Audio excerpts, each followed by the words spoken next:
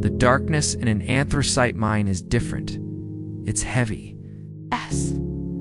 It has a weight that presses against your eardrums until you can hear your own heartbeat louder than the machinery. Elias Vane knew that sound. He had heard it for 40 years. But today, the rhythm was wrong. Deep in the belly of the Lackawanna Valley, the timber props weren't just groaning, they were screaming. As the dust swirled around his boots, Elias looked at the terrified kid next to him and realized the terrible truth. The way out wasn't behind them anymore. It was gone. The mountain was just getting started. The morning mist still clung to the Susquehanna River when Elias Vane woke up.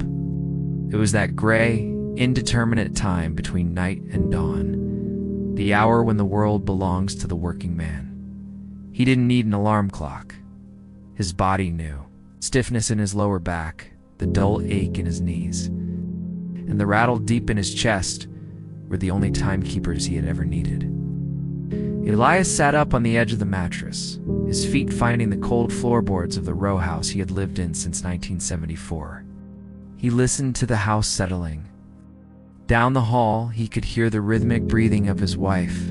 Martha was asleep, and he moved quietly, a ghost in his own home, trying not to disturb the only peace she would get before her shift at the diner. He reached for his work clothes, draped over the chair like a shed skin. The denim was stiff, permanently stained with the black dust that defied every detergent known to man. It smelled of sulfur, diesel, and old sweat. It smelled like a paycheck. Elias walked into the kitchen and poured coffee from the pot he had set the night before. The black liquid was bitter, scalding hot. Just the way it had to be to cut through the taste of coal dust that seemed to linger in the back of his throat, even on his days off. He looked out the window at the silhouette of the breaker in the distance. The jagged profile of the colliery against the lightning sky looked like the ruins of some ancient castle. In a way, it was. It was the castle of the Coal King, and Elias was just another serf reporting for duty. He wasn't bitter about it. Not exactly. It was a trade. Gave the company his back, his lungs, and his youth. In return, the company gave him a house, food on the table, and enough money to put his daughter through college so she wouldn't have to marry a miner. It was a fair trade mostly, but today felt different. Today, the calendar on the wall marked exactly 6 months until his full pension kicked in. 6 months. It felt like an eternity. The drive to the mine was a silent procession of headlights cutting through the fog. The roads winding through the Pennsylvania hills were treacherous in the winter, but in this damp autumn, they were just slick and melancholy. Elias pulled his truck into the gravel lot of the Sterling Ridge mine. The gravel crunched under his tires, a sound that mimicked the breaking of rock he would hear for the next 10 hours. He killed the engine and sat there for a moment, gripping the steering wheel. He took a deep breath, filling his lungs with the damp surface air, savoring it before he had to trade it for the recycled air of the deep. The locker room, or the dry house, as the old-timers called it, was a cacophony of metal doors slamming and men joking. It was a distinct atmosphere of aggressive cheerfulness. You had to be loud. You had to laugh. Because if you stopped to think about where you were going, you might not go. Elias walked to his locker, nodding to the guys. "Morning, Elias. Hey, old man, how's the knees? Vane?" S. He gave the standard grunts of acknowledgement. Then he saw him. Tommy Kovic. The kid was 22, fresh-faced, with eyes that were still too bright for this line of work. He was sitting on a bench, lacing up his boots with a nervous energy that made Elias tired just watching him. Tommy was a red hat, a rookie. His father had been a friend of Elias's before a roof fall took him 10 years ago. Elias had promised to look out for the boy, a promise that weighed heavier than any slab of rock. "Ready to make some money, kid?" Elias asked, slamming his locker shut. Tommy looked up, a grin spreading across his face. "Sir, Mr. Vane, thinking we're gonna hit that new seam in Section 4 today, right?" Elias chuckled, a dry sound. "We go where the foreman tells us, Tommy, and drop the sir. Makes me feel like I'm already in the coffin. Let's go get checked in. The ritual of the check-in was sacred. You took your brass tag your number and you moved it from the outboard to the inboard. That little piece of brass was your life. If it was on the board, you were underground. If the mine blew, if the roof caved, that tag told the rescuers who they were looking for. Elias ran his thumb over his number. 409. It was worn smooth. He hung it up. Tommy hung his next to it. 812. They walked to the elevator, the cage. It was a rattling, open-sided metal box that descended into the throat of the earth. The men packed in tight, shoulder to shoulder. Personal space didn't exist here. You trusted the man next to you with your life, so you didn't mind smelling his breakfast or his tobacco. The cage operator gave the signal, a sharp bell that rang out across the yard. The floor dropped out from under them. The descent into a Pennsylvania anthracite mine is fast. Your stomach floats up into your throat. The square of light above you shrinks rapidly, turning from a window to a postage stamp, then to a star, and finally to nothing. You are plunged into absolute darkness, save for the cap lamps on the helmets. The air pressure changes, popping your ears. The temperature stabilizes to a constant, cool 55 degrees. The smell hits you, then damp earth, rotting timber, and the metallic tang of machinery. When the cage hit the bottom, 3,000 feet down, the gate rattled open. They stepped out into the bottom. The main staging area was lit by electric lights strung along the ceiling, casting long, dancing shadows. The walls were coal-shiny, black, jagged anthracite. It was harder than the bituminous coal in Kentucky or West Virginia. This was stone coal, shattered like glass and cut like a razor. All right, Crew 7, listen up. The foreman, a burly man named Miller, barked. We're moving into the old headings in Section 4. We're doing retreat mining, pulling the pillars. I want eyes on the roof at all times. The geology there is tricky. Sandstone over slate. It slips. You're a crack. You don't look. You move. Got it? The men nodded. Retreat mining was the most dangerous job in the industry. You mined into a room, then you mined your way out, removing the pillars of coal that held the roof up as you left, letting the mountain collapse behind you. It was efficient. It was terrifying. Elias and Tommy boarded the Mantrip, a low-slung rail car that shuttled them miles back into the dark workings. The ride was bumpy, the metal wheels screeching against the tracks. Elias watched the tunnel walls blur past. He knew this mine better than he knew the back of his own hand. He knew where the water dripped, where the air grew stale, and where the rock was tender. But Section 4 was old territory. It had been mined by their grandfathers and abandoned, now reopened for one last scrape. They reached the face. The continuous miner, a massive machine with a rotating drum of steel teeth, sat silent, waiting like a dormant beast. Elias did his checks. Tapped the roof with a sounding rod. Thud, thud, solid, thick, thick, good. If it sounded hollow or drum-like, you ran. Today, the mountains sounded solid. All right, Tommy, Elias said, his voice muffled by the ventilation fans. Stay behind the bolter. Don't wander off into the unsupported roof. I mean it. The shift began. The machine roared to life, the teeth tearing into the black wall. Dust filled the air instantly, a thick, choking cloud, despite the water sprays designed to suppress it. This was the reality of the work. You couldn't see 3 feet in front of you. You worked by feel, by sound, by instinct. Elias operated the remote for the miner, his eyes narrowed, watching the strata. Tommy was shoveling the spillover, keeping the cables clear. Hours passed. The rhythm of the work took over. Cut, load, bolt, repeat. The sweat soaked through Elias's heavy shirt. The physical exertion was immense, but it was the mental focus that drained you. You were fighting a geological force that wanted to close the hole you were making. Around 1 p.m., they stopped for snap lunch. They sat on a pile of timber, turning off their cap lamps to save the batteries. The darkness was absolute. You couldn't see your hand touching your nose. You ever think about what you're gonna do, Elias? Tommy asked, his voice echoing slightly in the heading. When you get that pension. Elias took a bite of his sandwich. I'm gonna buy a boat, he lied. He hated water. I'm gonna fish until I turn into a bass. Tommy laughed. My girl, Sarah, she wants us to move to Philly. Says there's no future here. Elias chewed slowly. She ain't wrong, kid. Miss Vane is playing out. The town is drying up.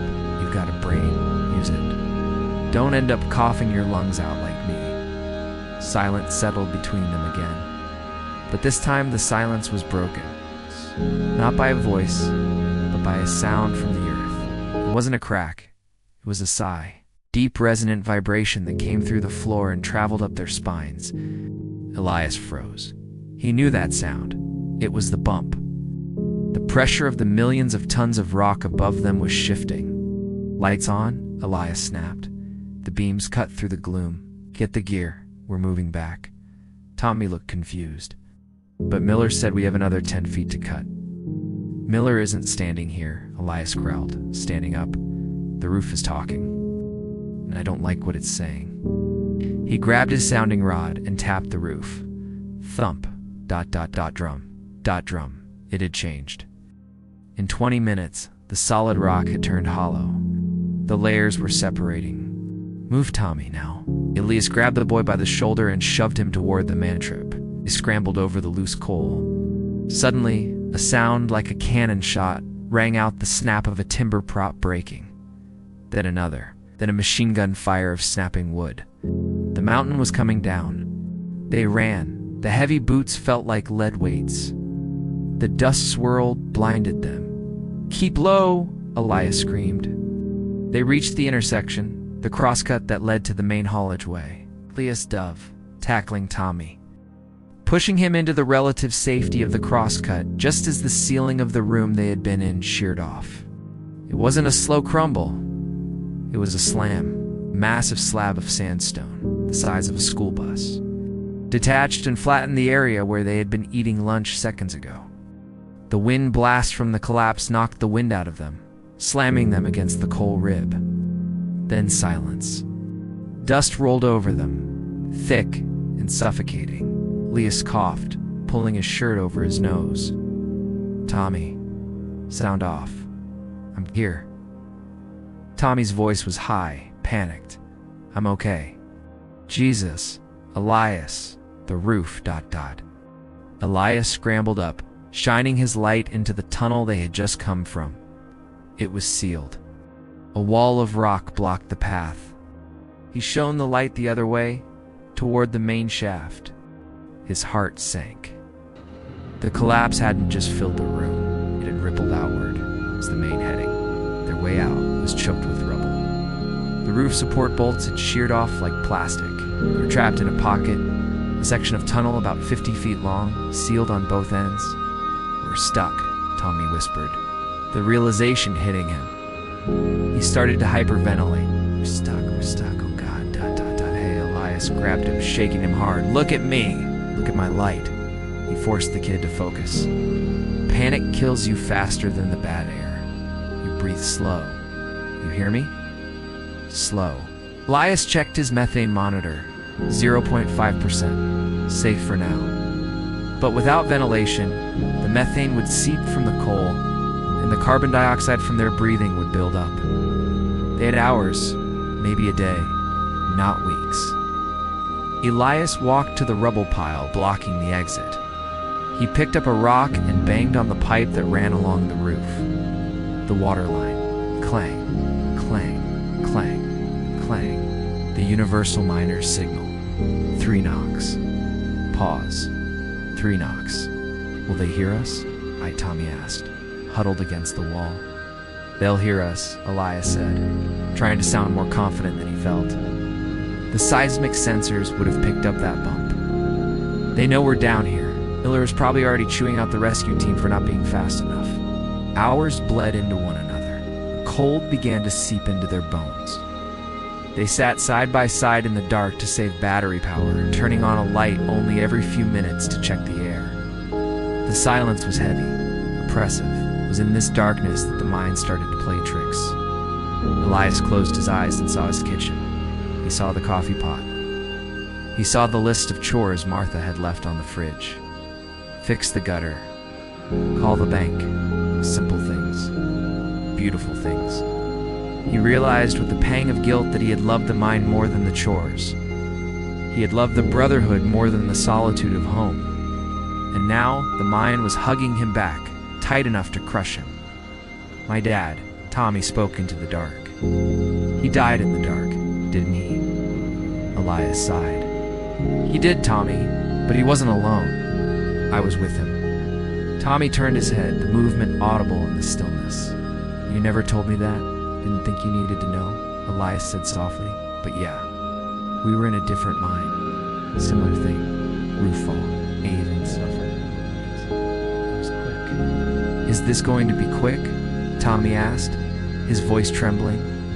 Elias reached out and gripped the boy's shoulder in the dark. A rough, calloused grip. We ain't dying today, Tommy. I promised your mother I'd bring you home. I don't break promises. But Elias knew the air was getting bad. He could feel the headache starting, tight band around his forehead. The first sign of low oxygen or high CO2. His breathing was becoming labored. His damaged lungs, filled with the dust of 40 years, were struggling to process the thin air. He checked the monitor. Oxygen, 18%. Dropping methane, 1.5%. Rising. We need to move, Elias said suddenly. We can't just sit here. Move where? Tommy asked. Blocked both ways. There's an old monkey drift, Elias said, remembering the maps he had studied years ago. An old ventilation shaft from the 1950s workings connects to this heading about 20 feet back. Might be behind that timber wall. They scrambled to the side of the tunnel where old rotting timbers lined the wall. They smashed at the wood with his hammer. It splintered. Behind it was a small, jagged hole, barely big enough for a man to crawl through. A draft, cool draft, hit Elias's face. Fresh air. Feel that? Elias grinned, the coal dust cracking on his face. That's the breath of life, kid. Let's go. The crawl was a nightmare. The monkey drift was tight, maybe 2 feet high. They had to crawl on their bellies, dragging their battery packs. The floor was wet muck, sludge mixed with coal shards. It tore at their elbows and knees. Elias went first, wheezing, pulling himself forward inch by inch. The space was claustrophobic, a stone coffin squeezing them. Elias's chest burned. His lungs were screaming. Every breath felt like inhaling broken glass. He stopped, gasping. Elias, Tommy called from behind. You okay? Just catching my breath, Elias wheezed. He knew he was slowing him down. He was the anchor. If he stopped, Tommy stopped. If Tommy stopped, Tommy died.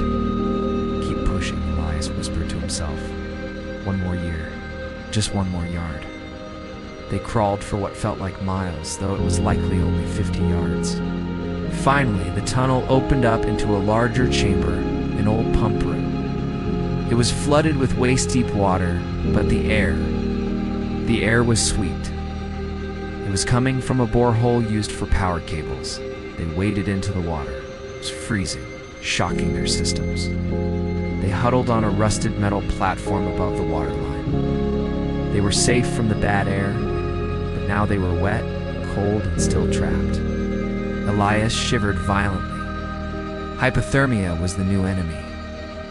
Huddle up, Elias commanded. They sat back to back, sharing body heat. Tell me about Philly, Elias said, his teeth chattering. Tell me about the house you're gonna buy. Tommy talked. He talked about row homes with white shutters. He talked about a small yard for a dog. He talked about Sarah. Elias listened, letting the boy's voice anchor him to the world of the living. Elias's vision was blurring. The exertion of the crawl had taken everything he had. His heart was fluttering in his chest, a bird trying to escape a cage. Thump. Thump. The sound came from above, not the roof this time. from the borehole. "You hear that?" Tommy gasped. "I hear it," Elias whispered. He picked up a piece of metal pipe and banged on the casing of the borehole. Clang, clang. A voice, tinny and distant, echoed down the pipe. "Hello? Down there? Can you hear me?" Tommy screamed with joy. "We're here. 2 of us. We're here." "Copy that," the voice yelled back. "Hang tight. The basket is coming down the main shaft. We've breached the blockage. Rescue team is 10 minutes out." Tommy hugged Elias. "We made it, Elias. We made it." Elias smiled, but he didn't have the strength to hug back. He leaned his head against the cold rock wall. "Good," he whispered. "Good." The rescue was a blur of lights and noise. Men in heavy gear broke through the drift, carrying stretchers and oxygen. He grabbed Tommy first, hoisting him up. "Get the old man," as Tommy yelled as they pulled him away. "Get Elias." 2 rescuers grabbed Elias. "We got you, brother," one said. "Easy now." Well, they carried him out. The journey back to the surface was a haze. Elias floated in and out of consciousness. He saw the lights of the cage, felt the lift, and then the cold, fresh air of the surface hit him. Real air, night air. It was nighttime. The mine yard was lit up with floodlights, ambulances, fire trucks, families. He heard Martha screaming his name, tried to lift his hand, to wave, but it was too heavy. The paramedics swarmed him. An oxygen mask was placed over his face. He took a deep breath. It tasted like rain and diesel. It tasted like life. 6 months later, the front porch of Elias's house had a new rocking chair. Elias sat in it, a blanket over his legs. The doctor said the incident had taken about 20% of his remaining lung capacity. He couldn't walk far without getting winded, but he could sit. He could watch the sun go down over the ridge. A car pulled up. It was a new sedan packed with boxes. Tommy stepped out. He looked different, clean, no coal dust under his fingernails. He walked up the steps. "Moving day?" Elias asked, his voice raspy but strong. "Yeah," Tommy said, "heading to Philly today. Just wanted to stop by." "You got a good road ahead, Tommy," Elias said. Tommy looked at the old miner. He reached out and took Elias's hand. "I wouldn't have a road at all if not for you, Elias. You carried me out of there. I just showed you the way," Elias said. "You did the walking." Tommy squeezed his hand, then turned to leave. Elias watched him drive away down the winding road, away from the breaker, away from the dust, away from the dark. Elias looked back at the distant silhouette of the mine. It was silent now. The shift was over. He took a sip of his coffee. It was still bitter, but for the first time in 40 years, he didn't need to rush to finish it. He leaned back, closed his eyes, and listened to the only sound that mattered, the sound of his own breath. Rising and falling in the sweet open air of the world above,